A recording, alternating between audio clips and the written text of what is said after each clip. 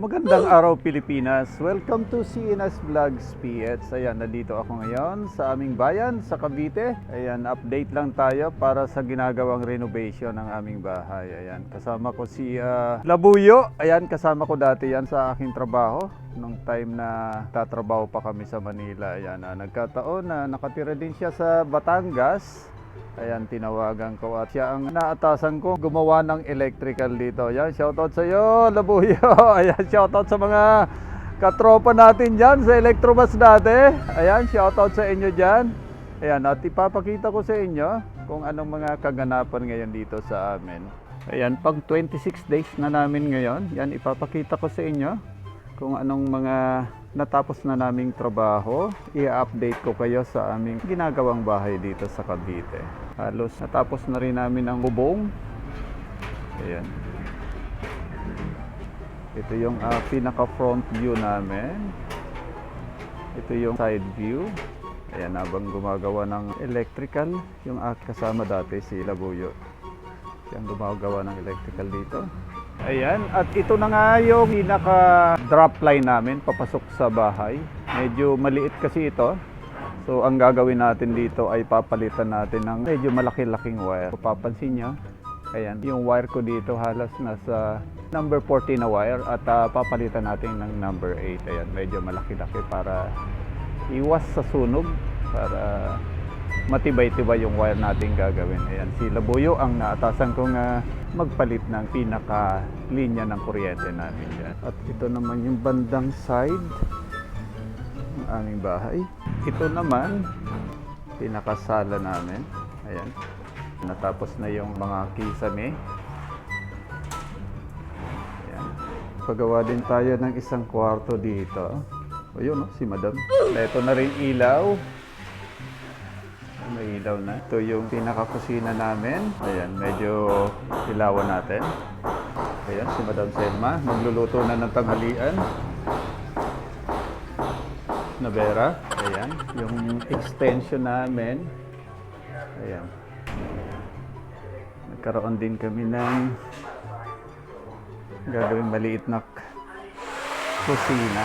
Ang gagawin namin pinaka-tangke ng tubig. Ayan, ayan. Kahapon may delivery ako ng 20 bags na semento. Ayan. Ayan. Ongoing pa rin yung aming pagpalitada. Ayan yung magiting na mason. Ayan si Lloyd. Ayan, shoutout sa iyo, Lloyd. Ayan, pam-vlog na naman ito. Makikita na naman tayo. Ayan si Goy Boy. Ayan, boy ko. Ayan. At ito yung isang kwarto. Ayan, ongoing pa rin yung lalagyan natin ng kisame. Kaya Dani, yan ang aming foreman. Lalagyan ng kisame. At yung kanyang helper na walang ginawa, kundi mag-helper nga. Ayan. CR namin, di pa tapos, pero nagkaroon na ng ilaw. Ayan. Ayan. May mga ilaw na rin.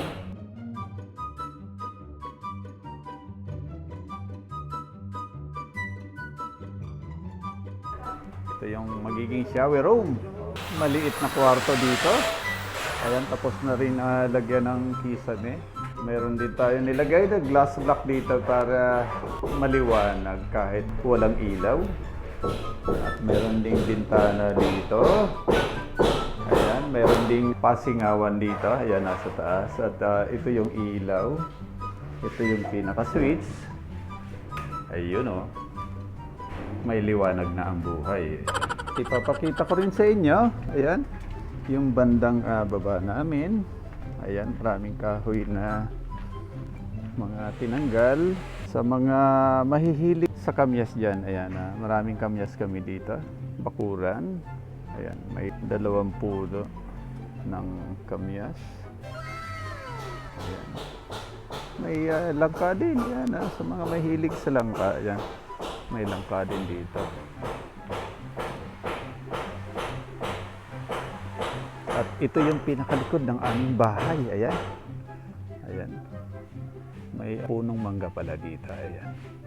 2 punong mangga. Ito yung isa.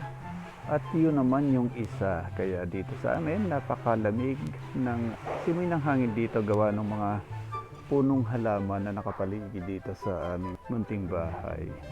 Maraming salamat po sa inyong lahat. Muli, stay safe, stay home, God bless, Diyos mabalot.